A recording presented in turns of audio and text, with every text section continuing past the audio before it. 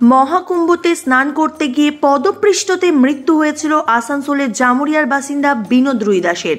যদিও উত্তরপ্রদেশ সরকারের ঘোষণা করা হয়েছিল যে 25 লক্ষ টাকা মৃত পরিবারকে ক্ষতিপূরণ হিসেবে দেওয়া হবে, সেই মতো ক্ষতিপূরণের প্রথম কিস্তির নগদ 5 লক্ষ টাকা মৃতের পরিবারের হাতে তুলে দিলেন ইউপি সরকারের আধিকারিকরা।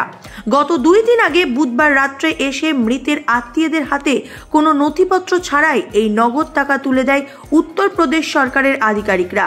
তবে কোনো নথি ছাড়া এই নগদ টাকা তুলে দেওয়ায় সমস্যায় পড়েছে মৃতের পরিবার। এই টাকা ব্যাংকে জমা করতে বিপাকে পড়ছেন মৃতের পরিবার। এই বিপুল পরিমাণ নগদ অর্থ কোথায় পেলেন মৃতের পরিবার, তার উত্তর দিতে গিয়ে ব্যাংকের আধিকারিকদের সম্মুখীন হতে হচ্ছে পরিবারকে। আপনাদের ওই কুম্ভ মেলাতে গিয়ে যে পদপিষ্ট হয়ে মারা গেছিলেন, ওনার ক্ষতিপূরণ কত পাওয়ার কথা ছিল জানেন? 25 লাখ টাকা পাওয়ার কথা ছিল। তার মধ্যে কালকে 19 তারিখে এসেছিল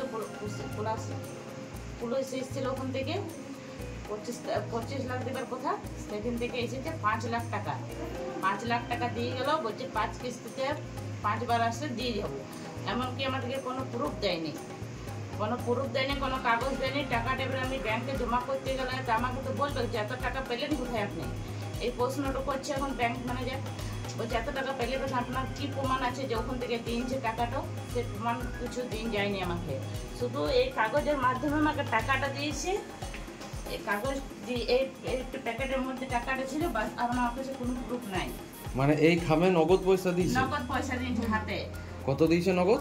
নগদ 5 লাখ। আচ্ছা, আর কোনো কাগজপত্র কিছু আপনারা চেয়েছিলেন? না, আমরা বললাম যে আমাদেরকে লিখিত করে দাও, আমাদেরকে প্রমাণ করে দাও যে আমরা ব্যাংকে গেলাম, আমাদেরকে যেমন কিছু না ধরে। তো ওরা বলে কিছু ধরার দরকার নেই, কিছু লিখিত করে দিব না, লিখিত করে দেয়নি আমাদেরকে। আচ্ছা, প্রথমে যখন আপনাদেরকে বলেছিল যে 25 লাখ টাকা দেওয়া হবে, তখন কি আপনাদের কাছ থেকে কোনো ডকুমেন্ট বা কোনো কিছু নেওয়া হয়েছিল? Bank account? না, আমাদের কাছে কিছু নেয়নি, ব্যাংকের অ্যাকাউন্ট আর কিছু নেয়নি। তাহলে এই যে টাকাটা যে দিচ্ছে, এই টাকাটা আপনি কিভাবে প্রমাণ করবেন যে এটা ব্যাংক থেকে দিয়েছে, কুম্ভ মেলার কোনো ইউপি সরকারই দিয়েছে? এটা কি করে প্রমাণ করব জানি না, আমার কাছে কোনো প্রুফ নেই, আমি কি করে প্রমাণ করব? এখন আপনারা কি চাইছেন? আমরা চাইছি যে আমাদেরকে কোনো প্রুফ দেওয়া হোক, আর এরকম হাতে আমরা ক্যাশ টাকা নেব না। আমরা চাইছি ব্যাংকের অ্যাকাউন্টে ঢুকার মানে চেক দো। কোথাকার পুলিশ এসেছিল? এই কি লোকাল পুলিশ কেউ এসেছিল? লোকাল পুলিশ কেউ আসেনি, সব ওখানকার পুলিশ এসেছিল, ইউপির পুলিশ ছিল সব। আচ্ছা, কজন ছিল ওরা? ওরা 4 জন ছিল, 3 জন পুলিশ এসেছিল, একজন এরকম সিভিল এসেছিল। এরকম কোনো লিখিত নিয়ে গেছে আপনার কাছে? হ্যাঁ, লিখিত নিয়ে গেছে আমার কাছে। কি ওরা লিখলো যে 5 লাখ টাকা দিচ্ছি, আমাকে সাইন করাইলো, আমার বৃদ্ধ শ্বশুরকে টিপনি দিয়ে এলো, ওরা সাইন জানে না, তার টিপনি দিয়ে করাইলো। আপনারা কখন জানতে পারলেন যে আপনার টাকা নিয়ে ওরা কেউ আসছে, না হঠাৎই চলে এলো? হঠাৎই চলে এসছে। ওরা ধানবাদ ফিরে যাওয়ার পর আমার ভাইকে ফোন করে যে আমরা আসছি, যা সরকার দিচ্ছে আমরা সেটা নিয়ে আসছি, বলে নেই যে টাকা আনছি। টাকার গল্প ওরা কিছু বলেনি। তা আমরা ভাবলাম ডেথ সার্টিফিকেট আনবে।